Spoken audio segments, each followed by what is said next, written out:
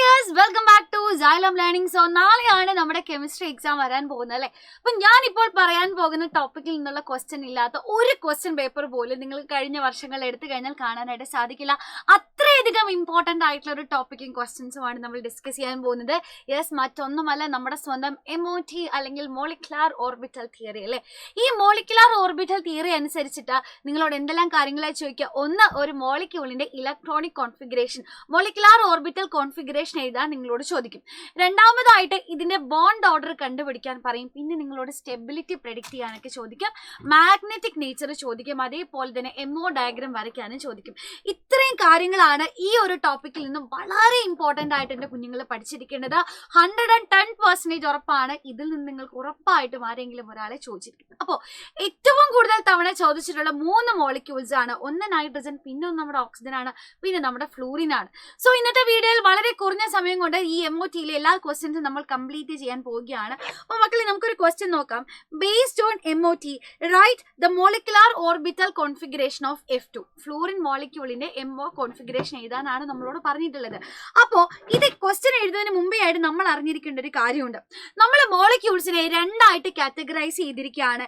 ഇലക്ട്രോണിന്റെ നമ്പേഴ്സ് വെച്ചിട്ട് രണ്ടായിട്ട് നമ്മൾ കാറ്റഗറൈസ് ചെയ്തിരിക്കുകയാണ്. അപ്പോൾ molecules with electron up to 14, okay, 14 electron വരെയുള്ളവരുടെ ഒരു ഗ്രൂപ്പ്. രണ്ടാമത്തെ ഗ്രൂപ്പ് എടുത്തു കഴിഞ്ഞാൽ മോർ ദാൻ 14 ഇലക്ട്രോൺ, 14 കൂടുതൽ ഇലക്ട്രോൺ ഉള്ളവർ, മോർ ദാൻ 14 ഇലക്ട്രോൺ ഉള്ളവരുടെ മറ്റൊരു ഗ്രൂപ്പ്. ഇങ്ങനെ രണ്ടായിട്ട് നമ്മൾ ക്ലാസിഫൈ ചെയ്തിട്ടുണ്ട്. ഇവർ രണ്ടുപേരുടെയും കോൺഫിഗറേഷൻ എഴുതണമെങ്കിൽ നമ്മൾ ആ ഒരു ഓർഡർ, മോളിക്കുലാർ ഓർബിറ്റൽസിന്റെ എനർജിയുടെ ഓർഡർ അറിഞ്ഞിരിക്കണം. നമുക്ക് ഓർഡർ നോക്കാം. Sigma 1s, sigma star 1s, sigma 2s, sigma star 2s. ഇത് രണ്ടു പേർക്കും ഒരേപോലെയാണ്. നോക്ക്, 14 വരെ ഉള്ളവർക്കും 14 കൂടുതലുള്ളവർക്കും ഒരേപോലെയാണ്. Sigma 1s, sigma star 1s, sigma 2s, sigma star 2s. ഇതുവരെ ഓക്കെ. ഇനിയാണ് ഒരു ചെറിയ ചേഞ്ച് വരാൻ പോകുന്നത്. അപ് ടു 14 വരെ ഇലക്ട്രോൺസ് ഉള്ള മോളിക്യൂൾസ്, അതായത് N2 മോളിക്യൂളിന് വരെയാണ് നമ്മൾ ഇവിടെ കൺസിഡർ ചെയ്യുക. ഇവരുടെ കേസിൽ ആദ്യം ഇലക്ട്രോൺ കയറുന്നത് π2px പിന്നെ π2py ആയിരിക്കും. അതിനുശേഷം സിഗ്മ 2pz കയറുന്നു. പക്ഷെ മക്കളെ, 14 കൂടുതൽ ഇലക്ട്രോൺ ഉള്ളവരാണെങ്കിൽ ആദ്യം ഇലക്ട്രോൺ കയറുന്നത് പൈയിലേക്കല്ല, പകരം സിഗ്മയിലേക്ക് തന്നെയാണ്. സോ ആദ്യം സിഗ്മ 2pz ഇലക്ട്രോൺ കയറുന്നു. അതിനുശേഷം π2px π2py നമ്മുടെ ഇലക്ട്രോൺസ് കയറുന്നുണ്ട്. ഈ ഒരേ ഒരു വ്യത്യാസം മാത്രമാണ് നിങ്ങൾ ഓർത്തിരിക്കേണ്ടത്. അപ് ടു 14 വരെ ഇലക്ട്രോൺസ് ഉള്ള മോളിക്യൂൾസ് ആണെങ്കിൽ ആദ്യം π2px പിന്നെ π2py, അതിനുശേഷം സിഗ്മ 2pz. പിന്നെ മോർ ദാൻ 14, അതായത് നമ്മുടെ ഓക്സിജൻ, ഫ്ലൂറിൻ പോലെയുള്ള മോളിക്യൂൾസ് ആണെങ്കിൽ ആദ്യം ഇലക്ട്രോൺസ് സിഗ്മ 2pz കയറണം. അതിനുശേഷം മാത്രമേ ഇലക്ട്രോൺസ് പൈയിലേക്ക് കയറുകയുള്ളൂ. ബാക്കിയൊക്കെ ഒരേപോലെയാണ്. ഇവിടം കൊണ്ട് തീരുന്നില്ല. ഇതിനുശേഷം പിന്നെ ഇലക്ട്രോണിന് കയറാൻ പോകുന്നത് π*2px which is equal to π*2py. ഏറ്റവും ലാസ്റ്റ് സിഗ്മ സ്റ്റാർ 2pz കയറുന്നു. ഇത് തന്നെയാണ്, രണ്ടും ഒരേപോലെയാണ്.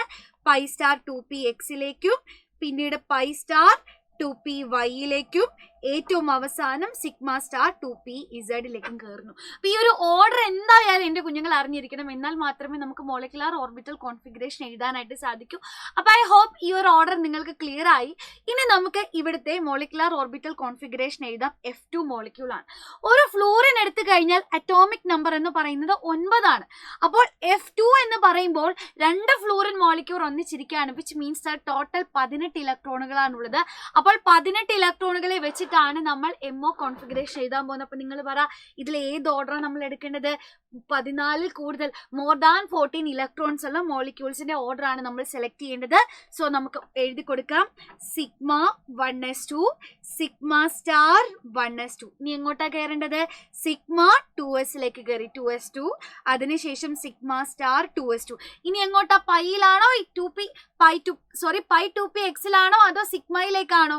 സിഗ്മയിലേക്കാണ് ഇലക്ട്രോൺസ് കയറേണ്ടത് അല്ലെ. Sigma 2pz2. അതിനുശേഷം നമുക്ക് പൈയിലേക്ക് ഇലക്ട്രോണിനെ കൊടുക്കാം. So pi 2px2 which is equal to pi 2py2. ഈ 2pxന്റെയും പൈ 2pyയുടെയും എനർജി സിമിലർ ആണ്, അതുകൊണ്ടാണ് നമ്മൾ ഈക്വൽ ടു സൈൻ യൂസ് ചെയ്യുന്നത്. ഇപ്പൊ ടോട്ടൽ എത്ര ഇലക്ട്രോൺ ആയി എന്റെ കുഞ്ഞുങ്ങൾ എണ്ണി നോക്കിക്കേ. 2, 4, 6, 8, 10, 12, 14. ഇനി 4 ഇലക്ട്രോൺസ് ബാക്കിയുണ്ട്. ഈ 4 ഇലക്ട്രോൺസിനെ നമുക്ക് പൈ സ്റ്റാർ 2pxലേക്കും പൈ സ്റ്റാർ 2pyയിലേക്കും കൊടുക്കാം.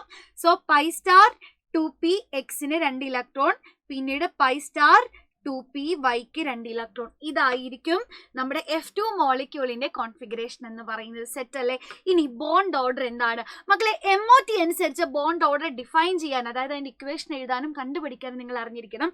So according to MOT, bond order is equal to NB minus NA divided by 2. Simple ആയിട്ടുള്ള ഇക്വേഷനാ. NB എന്ന് പറഞ്ഞാൽ എന്താണെന്നറിയോ? NB എന്ന് പറഞ്ഞാൽ നമ്പർ ഓഫ് ബോണ്ടിങ് ഇലക്ട്രോൺസ് ആണ്. Okay, number of bonding electrons. NA എന്ന് പറഞ്ഞു കഴിഞ്ഞാൽ മക്കളെ number of anti bonding electrons ആണ്. ഓക്കെ, അപ്പൊ ഇത് കൃത്യമായിട്ട് അറിഞ്ഞിരിക്കുക. NB എന്ന് പറഞ്ഞാൽ ബോണ്ടിങ് ഇലക്ട്രോൺസും NA എന്ന് പറഞ്ഞാൽ ആന്റി ബോണ്ടിങ് ഇലക്ട്രോൺസും ആണ്. സോ മോളിക്കുലർ ഓർബിറ്റൽ കോൺഫിഗറേഷൻ നമ്മൾ എങ്ങനെ ഇതൊക്കെ കണ്ടുപിടിക്കുക? വളരെ സിമ്പിൾ ആണ്.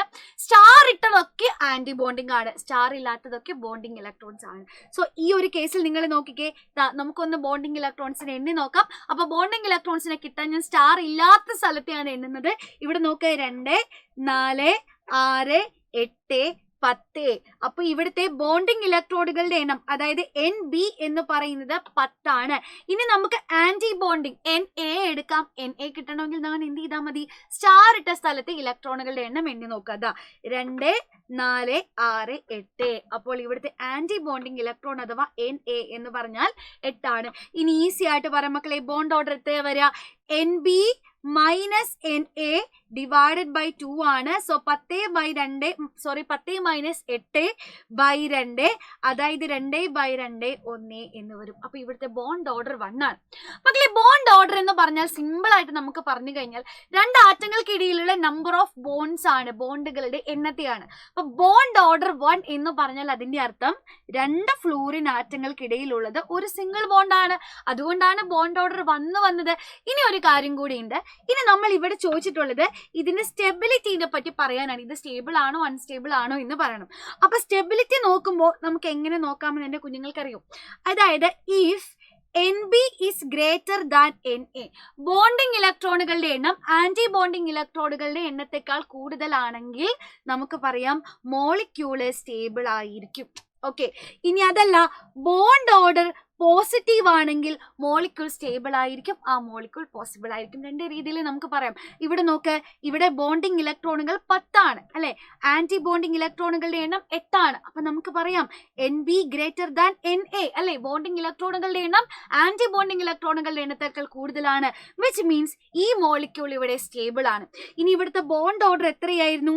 ബോണ്ട് ഓർഡർ 1 ആണ്. ബോണ്ട് ഓർഡറിന്റെ വാല്യൂ പോസിറ്റീവ് ആണ് അല്ലെ, വിച്ച് മീൻസ് ഈ മോളിക്യൂള് സ്റ്റേബിൾ ആണ്, ഇത് പോസിബിൾ ആണ് എന്നർത്ഥം. അപ്പൊ നമ്മൾ സ്റ്റെബിലിറ്റി പ്രെഡിക്റ്റ് ചെയ്തു, ഇവൻ സ്റ്റേബിൾ ആണ് എന്ന് നമ്മൾ കണ്ടെത്തിയിട്ടുണ്ട്. ഇനി എന്താ മക്കളെ പറഞ്ഞിട്ടുള്ളത്? മാഗ്നറ്റിക് നേച്ചർ പ്രെഡിക്റ്റ് ചെയ്യാനാണ് പറഞ്ഞിട്ടുള്ളത്. ഈ മാഗ്നറ്റിക് നേച്ചർ എന്ന് പറയുമ്പോൾ 2 തരത്തിലാണ് നമ്മൾ മാഗ്നറ്റിക് നേച്ചറിനെ പറയാ. ഒന്ന് പാരാമാഗ്നറ്റിസം, മറ്റേത് ഡയാമാഗ്നറ്റിസം. മക്കളെ, ഒറ്റയ്ക്ക് നിൽക്കുന്നവരൊക്കെ നമുക്കറിയാം പാരകളായിരിക്കും മിക്കപ്പോഴും അല്ലെ. സോ അൺപെയ്ഡ് ഇലക്ട്രോൺ വന്നാൽ, അൺപെയ്ഡ് എന്ന് പറഞ്ഞാൽ ഇലക്ട്രോൺ ഒറ്റയ്ക്ക് നിൽക്കുന്നു അല്ലെ, അപ്പോൾ ഇലക്ട്രോൺ ഒറ്റയ്ക്ക് നിൽക്കുന്നുണ്ടെങ്കിൽ അത് അൺപെയ്ഡ് ഇലക്ട്രോൺ ആണ്. അൺപെയ്ഡ് ഇലക്ട്രോൺ വന്നു കഴിഞ്ഞാൽ അത് പാരാമാഗ്നറ്റിക് ആണ് എന്നർത്ഥം.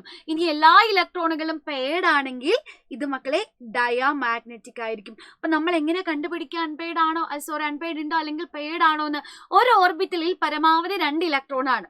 അപ്പോൾ 2 ഒറ്റയ്ക്ക് ഇലക്ട്രോൺ നിന്ന് കഴിഞ്ഞാൽ അത് അൺപെയ്ഡ് ഇലക്ട്രോൺ ആണ്, അവിടെ പാരാമാഗ്നറ്റിക് ആണ്.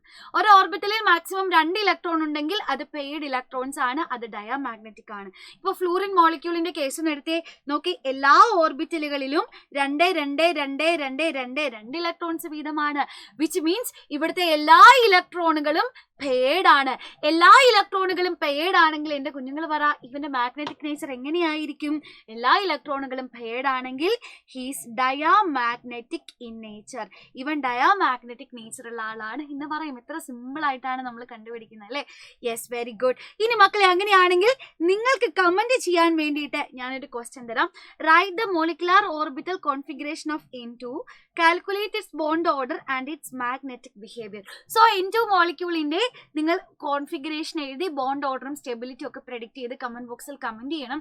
അപ്പൊ എന്റെ കുഞ്ഞുങ്ങൾ ഓർത്തിരിക്കുക, N2 ഞാൻ ഹിന്റ് തരാം. ഒരു നൈട്രജന്റെ അറ്റോമിക് നമ്പർ എന്ന് പറഞ്ഞാൽ 7 ആണ്.